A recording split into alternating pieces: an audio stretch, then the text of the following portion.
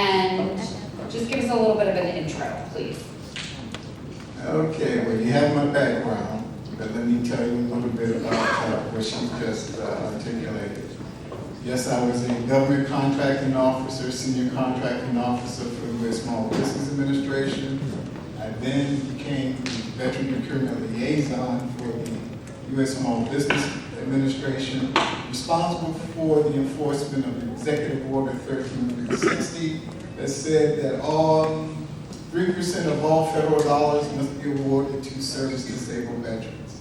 I was able to accomplish that goal before I retired to the tune of $10.2 billion.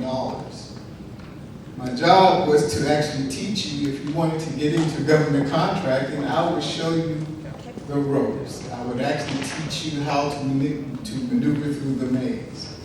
Now, in the American Legion, I'm the chairman of the Small Business Task Force, and my job is to bring forth legislation that will help veterans, veteran entrepreneurs as far as banking and also, which is access to capital, and also government contracts. I serve as the vice president of the Central Research, and there I teach you how to engage the federal government, and if that relationship grows into a bigger relationship, then we bring you on as a protege company to refer. Awesome, thank you, sir. Look, I now have another microphone. All right, go ahead and pass that on over to Jean Zapfel, the group chief. Did I do that right, Jean? That's good. Thank you. The Chief Growth Officer at REI Systems, who has more than 10 years of experience, we'll say. A little gray, a little less, maybe a little more years, in the federal sector. He has expertise in strategy development, implementation, financial management, business ops, solution development, delivery of IT services, and a proven track record that includes driving annual revenue from 6.5 to nearly 30 million. So it's a good run. So, Jean, give us a little bit about yourself and a little bit about your company and your organization. Hi, I work at a company called REI Systems Inc. It is not the backpack company. Darn it. We were all looking for discounts. I know, on good and stuff. everybody says the same thing. And You don't have a coupon code for us? I have to No? say REI Systems because everybody thinks it's a backpack company. And I have to argue one point, sir. I was very disappointed the Yankees lost. Ew. I am glad No one Washington is cares. there. No one cares. This is not a kind audience. That's fair. So I have been in this Billy, put business. that mask on now, quick. I Get have been in this business a long time. I've worked at a couple of very large companies, and then a very small company, and now I'm at a mid-sized company. And without even telling you that mid-sized company is the most fun, which of course it is, I think, right now, Does the he best get paid to say companies that? to work with are the mid-sized companies. The reason I say that is we're about 600 people, about $100 million is this company. We can't find enough companies to work with that really bring unique expertise that we can bring to our customers. And that's a really big differentiator that we need. When you're a really, really big company, you can do everything. We can't do everything. So we're looking for companies that can do that.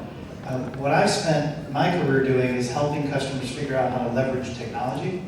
And of course, this is the business that I would say 90% of the people in this room are likely in. So I'm excited to be here, and I hope I can add a little bit to the conversation. Jean, I think you are definitely looking to meet people in terms of small businesses, as all of us are, but for your needs in terms of contracting. Okay, and last but definitely not least, we have Orlando Ferreiras. Good enough? Close enough? Okay. Vice President at ASM Research, an Accenture Federal Services company. So big boy Accenture, but a component of it. Orlando leads the Corporate Security Department and Cybersecurity Solutions Division. So everything is cyber right now, you guys, as I'm sure you've all heard. He has oversight responsibility for direct client cyber services delivery for both defense and federal clients. So you're on both sides of in terms of the federal market. Will you share a little bit about yourself and your company, please? So I'm Orlando Ferreiras. I joined ASM about 15 years ago. Mainly came out of DoD and private veterans as well in the Marine Corps. And looking to lead, small businesses that are trying to partner with a large business. Can't stress enough the differentiation and how, you need to be not just unique, but be really good at what you do as a small business to be able to, partner with large companies and bring value. We have a requirement, as the government does on most of our contracts, to have small business partners. So we're always looking for companies. We have a very large list of small businesses that we currently partner today. Some we have met with, 2 employees, and some of them right now that have 2 employees who's working along with us of, in the range of 40 and 50 over a few years. And those are the partners that we look to, continue to build a partnership and grow, because it's a mutually beneficial relationship in which they have strong qualifications, strong leadership, and sometimes in the room you don't know which one is the small business or the large company, because we work so well together. And it's definitely not I don't want to call it a parent-child relationship, but you know what I'm saying? Like they bring Partners. Yeah, partnership. That's what we're looking for. So thank you. Oh, that's awesome. All right, so let me fill out the first question, which I didn't prep you on, so loaded. Why would you get into the federal contracting market? Like, what do you think are the pros and cons? Because we have some people who are trying to break in. So what would be a pro and what would be a con, so that people have a good kind of baseline perspective before we get into more detail? Sure. Having worked on the federal market for, I'm going to go with 99% of my career, I would say that it's a very unique market. You do not have normally the funding issues that you have with commercial organizations. So you're a little bit more stable into that the contracts that you get are not just 1-year contract or 6 months or 2 months contract, although those are out there and you do have option years a lot of times on the larger contracts, but it's a lot more stable, obviously, than commercial, where you might go into a client, perform some services, which is what we do, and then once you do a good job, they might be like, oh, we don't need you anymore, thank you for your help, and you're out. And now you have to find jobs for the people that you have, and it's a lot more volatile, on my commercial experience. Also, the federal market offers you, I would say, fair competition, in that you're able to go through a procurement process where as much as they can share, what's going on and what are the qualifications that they're looking for. So that's something that a lot of the times is just not found in the commercial market, where they might be a little bit more close hold, and they already know who they want, or they're just looking for something very specific, and I feel like it's a lot more challenging. But that comes from my background, mainly working in the federal space, so maybe you want to have a better perspective on that. I won't say better, but maybe a little different. The pros are it's a long contract, it's great and stable. The cons are it's very difficult to break in. I've heard some statistics which may or may not be accurate, but I think they're pretty close. There's about 200 very large companies, the Lockheeds, the SAICs, et cetera, in the metropolitan area, and about 200 mid-sized companies, as that we are. And there's tens of thousands of small companies. The good part about that is there's lots of talent, lots of people wanting to work hard and want to get engaged with the federal government. I think the challenge for you all is going to be finding the right set of partners. I've been in a very small company, started a very small company, and you only have so much time and energy. I would say pick and choose who you want to be partners with, and then look for opportunities to do business along a couple of different lines with that same company. You probably can handle 3 or 4, but you can't handle 30. Pick and choose is what I would suggest if you want to get into the federal market. And again, be very good at what you do, very unique at what you do, but try to create an enduring relationship. Billy, what's your perspective? Okay, the pro is, as a federal government contractor, you actually get to serve the mission of your country. It's a very lucrative niche. The pro is that there's regulation, regulation. I think you meant to say con, right? Please tell me that that's. I did say that, I'm yeah. like, that doesn't Yeah, sound the like con. con. That Yeah, doesn't well, sound like a that con. is the pro, but thanks for the correction.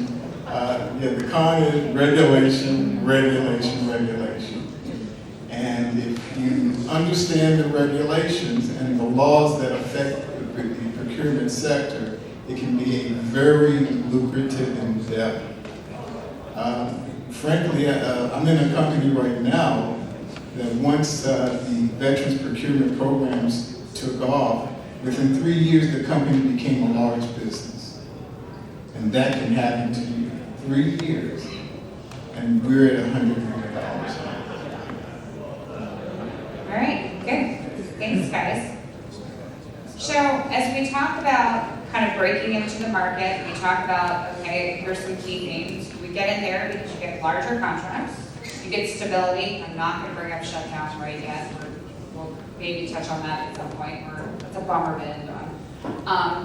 You have more transparency, I think, is what I am picking up on in terms of the RFP or the request for proposal, how you solicit or get work. That's directly to the government. Now, most people, confirm, deny, don't normally just get a contract with the government. Can you explain the normal path, generally subcontracting, and kind of what that looks like? Like, who would be the person to talk to? Like, how does that work? How do you evolve? I'm brand new. I don't know anything about contracting. Do I just walk into a government agency and do I just ask this guy, can you give me some money? 'Cause I can do stuff. Does that work?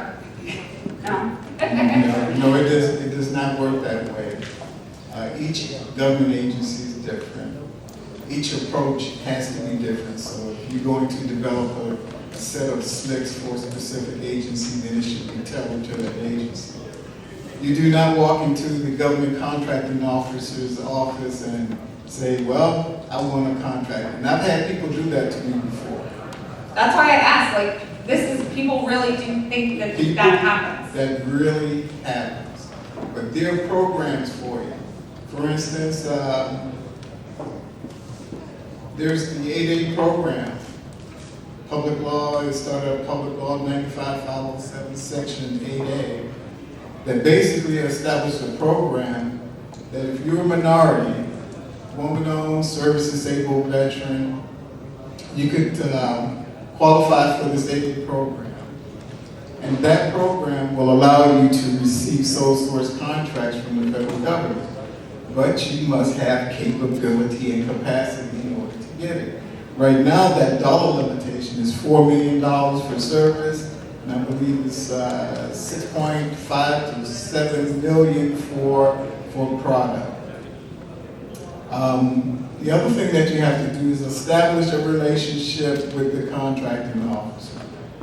Do not walk in there and say, well, the regulation says that you must give me a contract. No, they do not have time to listen to that.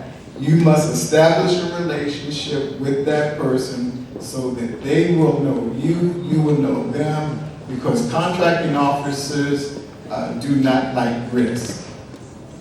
And if you are selected as a contractor and then you do not perform, then it's the contracting officer is basically sitting in the hot seat because they awarded that contract to you.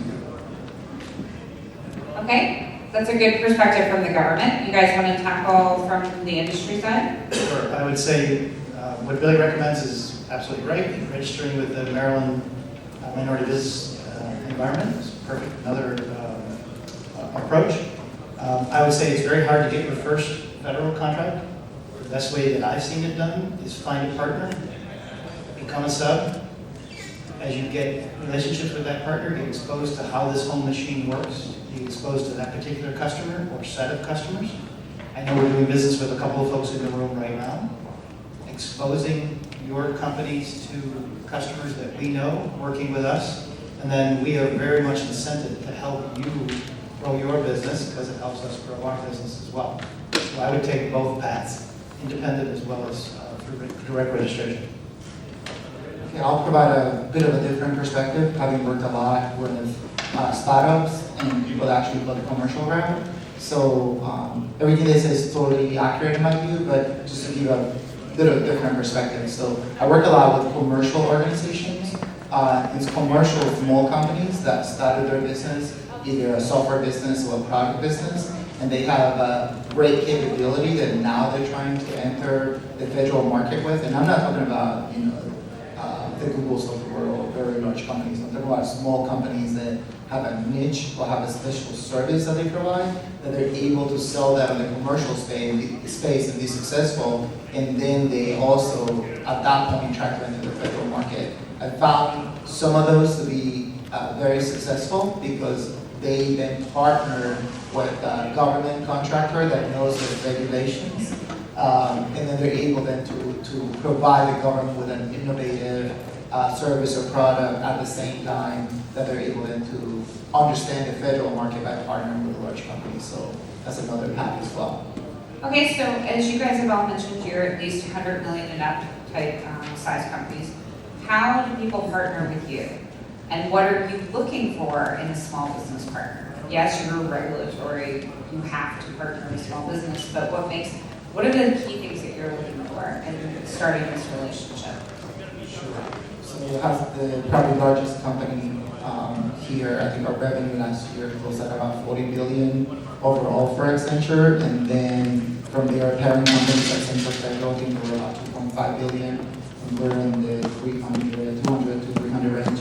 So Now he's just bragging. Now he's just like, no, I'm trying to give you perspective on how larger companies It's a work, very large because company, normally, like, they might be an office that deal either with, mentor protege or with small businesses, but in reality, going back to what my partners were saying, you need to build a relationship with a specific either business unit or learn an agency or learn an organization, and then partner with your unique skills on that area. With that, you get to meet the client and then partner with the large on that. Because what I've seen a lot of times is like people might approach me, right? And I'm more than happy to connect with you, but to me, if you approach me, I'm trying to connect you to who in our organization will be the person that will probably be working with, because most likely, unless it's something that I'm doing specifically, it's not going to be me, because in large companies usually, 400,000 employees is very difficult sometimes to find where you'll connect. So if you help me by telling me what you're trying to accomplish, what's your niche, what's the agency you're trying to connect, that'll help a lot of the times those larger companies, put you on the right spot, connect you to the right people, and then begin to build that relationship. So. okay, Gene, your perspective? Big difference. Who do you want to talk to? Me. Come talk to me. My friend Brady's over here. He's working with me. Right Come here. talk to us. That's who you talk to. Once in a while, and it is a very rare while, we will go research and try to find a company. We recently had a bid that we needed some Silicon Valley capabilities, software capabilities. We went and researched and found a company. We don't do that normally. We will not find you. Trust me, we don't do that. There's just not enough time for us to go find you. You've got to come find us. We're right now building on our homepage and our website the ability to register. Any company come in, self-register, and then we will use that database to filter through what kind of capabilities, what kind of contracts do you have, what kind of people do you have, where do you do business, what customers have you had. So we'll do that. That is a really personal thing for us. Yes, we're about 600 people, but the reality is our business development team is probably about 15 for this big group. So yeah, there's a big difference between dealing with, nothing bad about big companies. They're great, I love them. Different I've worked in perspective. 2 very big companies, but it's really different. You look for companies and people that you can relate to, and that's how you grow your business, by connecting to individual people. For the record, I asked Gene, I was like, well, are you bringing your small business people? And he's like, I am people. So yes, you are here. Lily, same thing for you, I think, right? For the most part, a little bit more. I would welcome anyone to come and discuss doing business with us. The condition is that you have to become a student first. I have to teach you federal acquisition regulations. I have to teach you the Code of Federal Regulations, 13 CFR. And And the reason that we do that is because if we do business together, you get down the road, you don't understand how the rules would affect your business, then I could possibly be dealing with a company that blunders into some criminal activity. Because in the regulations it says, if you self-certify or you make a statement on the request for proposal that is not true and accurate, there are criminal penalties. And it is for real. There are people that go to jail every day because of the fact that they did not adhere to the regulations. So I'm also looking for ethical people. Unfortunately, there's a cutthroat attitude out there when it comes to business. And we're not looking for the folks, that want to be involved in a lot of infighting. We love peace. So my method is, you come in, we talk, we grow a relationship, I teach you how to get through the maze, and we make money together. All right, so let's dive into specifics. What type of capabilities are you guys looking for to add to your portfolio, i.e. partners, over the next, let's say, 2 years? Like, what's on your roadmaps? What type of, hey, I need more cyber, I need more Air Force, or whatever. Give us some good stuff. Okay. Everybody paying attention? This is when you're like, oh, we do that. Where we are now, we are a professional service company. We hire a lot of legal people, lawyers. We do FOIA work for several agencies.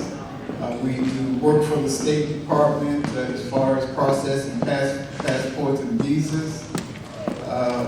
And we have this contract with the Department of Education where we do student loan collection. But we also help the student come current on the loan. That is good work, but it is not the work that we really are looking at today. We're looking for companies that can bring us that cyber capability. We're looking for companies that have certifications, ISO certifications, CMMI certifications. And if the relationship is a very good relationship and we grow the company down the road, then we're interested in purchasing the company. So cyber, professional services, not low-cost, technically acceptable type requirements. And because the government is pushing a lot of that, they're looking for cheap labor, but they're also getting a cheap product. And we want to move away from that type of environment into the more highly professional service environment. And I've heard magical things like big fat check at the end, potentially. That's a nice little juicy nugget to drop. All right, Gene, what do you got? REI Systems is a software engineering company. We build software. We will take old software and port it to new, or build new, or modernize applications. We definitely do that. We build solutions for federal, state, local, and nonprofit organizations. A lot of work in supply chain management and grants management, helping agencies and customers figure out how to take grants and do competitions, and acquisition support services for helping agencies buy additional services. We're looking for people who are very technical oriented, software developers. There's this new way to buy business to compete for business called challenge teams, where you basically stand up a bunch of developers, put them in a room and say, go build a solution for a customer over a course of a day. And that's the competition. We need people who can be very current on the newest technologies. We do a little bit of cyber, we do a little bit of cloud. Most importantly, we build software. If you're a company that builds software, that's the kind of things we do. Awesome, thank you. Yep. So my organization specifically, we concentrate on IT operations. So we're looking for the next generation of IT operations. So we're very concentrated right now on how do we deploy artificial intelligence to actual operational activities. How do we do robotics process automation where you can train basically software to recognize, make decisions, and do things that normally you need humans right now to do. And we're looking for the next generation call center type of activities where you have when you might have, for example, today you might look at some websites that as you're browsing, they ask you, hey, are you trying to do this? Are you trying to do that? Can we help you? So we're right now like building that next generation capability that you're going to see out there in commercial websites and bringing that to the federal space as well. All right, good intelligence. Thank you all. Hopefully there are some people in the room who might be interested parties. Fair warning to the audience, I'm going to ask you guys for some questions, so be thinking about that. And another, I'm going to ask this guys one more question as we begin to wrap up. As I said, we're going to make it up in the air here. So we've talked about the things that you're looking for. We've talked about what makes you a good partner. Let me ask you another question that sometimes doesn't get asked very often. What drives you nuts? What do you not want to see? Like, what are your pet peeves when it comes to small businesses? Kind of give us some thoughts on, what tell people what not to do, because I think that's equally important. Yeah, that's a great question actually. So I say maybe, how do I make this positive? Is You don't, it's okay, so it's okay. You can if just you're tell my us. subcontractor for 5 years and I'm giving you revenue to say $20 million, and I ask you, hey, so what kind of business are you looking to get out there and how do we partner on that? The right answer is not, oh no, we're not trying to get any more business. What are you trying to get so we can get more revenue from you? Like that, to me, that would be a non-starter. Have your own plan, want to grow, have your own relationships outside of just you as. Yeah, but I mean, even like if you have a relationship with a large company and you have a subcontract and that's working out for you, that's great. But usually, like me personally, I'm looking for a partnership. If all that we're doing is I'm getting work and I'm giving you subcontracts, and to me that's not a partnership. To me, you should also be looking for new opportunities or new ideas or new things that we can do together to grow that partnership. So to me, that's the biggest one right now. So not being one-sided. Exactly. Okay. Gene, what do you got? That's a good one for sure. I would say be true to your commitments. If you commit to be in a meeting, be in a meeting. You commit to deliver staff, deliver the staff. You commit to a deliverable, deliver it. You commit to be part of a proposal team, don't phone it in. Physically go be part of the proposal team. We're trusting our business with you, and if you don't show up, it's us who look bad. You've got to make a commitment and stick with it. So stick to your commitments. And Billy? I have to say ditto that for the last two gentlemen. My pet peeve is when I invest time in you, you don't show up, that's a problem. When I say stay in front of me, then I'm expecting to hear from you, to talk with you at least once a week, sometimes more depending on the project that we're dealing with. Most small companies, because of the fact that you have little staff, you're spread all over the place. But you must be focused, you must be laser focused to go after the work. You have to show up. You just don't show up and say, well, I want to be a part of your team. You have to show up on a regular basis. And you have to bring value to the table. So consistent communication, show up, bring your A game. That's correct. I grew a company when I was at SBA as a contracting officer from a $25,000 purchase order to $7 million a year because that company stayed in front of me. $7 million a year for 10 years, by the way. That's a great takeaway. All right, is there anybody in the audience that has any questions? We have, obviously, a panel of experts who know what you're talking about. Besides, hey, give me a contract, which we won't ask. Anybody have any questions? Anything, any burning desires? What are you? Sure. Can you give us an actual story of successful, partnership subcontract and why, that specific company or, Okay. I like it, we're ending on a high note. Let me repeat the question so everyone can hear. We've asked for a successful partnership story. What made it successful? What were the key highlights of it? Okay. Let me give that to you from a government perspective, okay? I have a little prejudice when it comes to subcontracts and subcontractors, because once they would get to my desk as a contracting officer, they didn't understand the culture because they were being protected by the large business and didn't have the interaction with the agency and the personnel. But there's a company called Plant Systems International that's out there. A guy named Terry Lynn owns the company. And I took that guy from $3 million to where he's about a $300 million a year company now. And he's located in Virginia. The other company, WPS, a lady named Sophia Parker, she's from Malaysia. And when I told that lady to stay in front of me, she stayed in front of me, and we grew the company. Contracting officers can grow your company. The right contracting officer can grow your company. The right small business person in a company can grow your company. But you got to stay in front of it. Ken, I'm hoping you and I can do that. One, two other examples. The example for when we went out to California to find the company to help us on the bid, they came in for our wind party last week.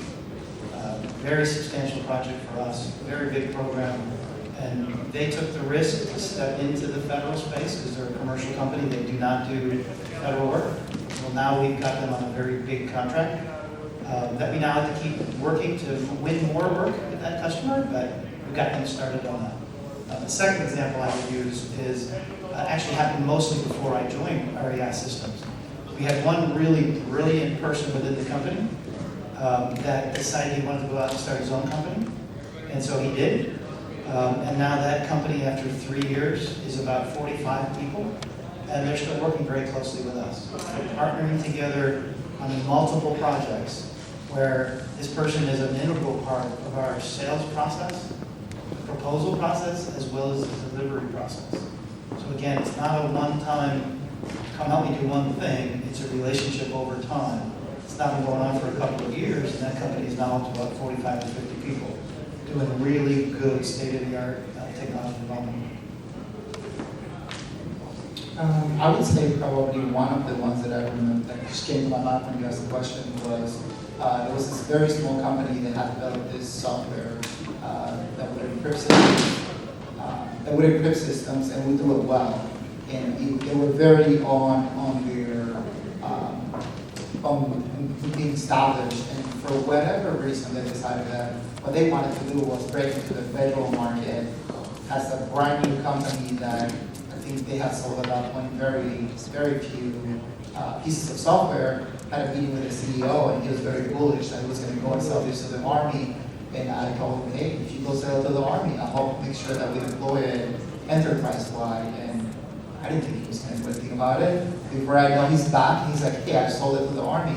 Let's make this happen. And then it was a pretty good partnership that, we worked together, we would deploy the software. He was able to sell the software, I was able to sell the services. It was a mutually beneficial relationship, and then they exited out by selling the company to Trend Micro, so much larger company, and it was very successful for them. We continued the relationship with the large company. I thought it was a win-win for everybody. It was a good relationship.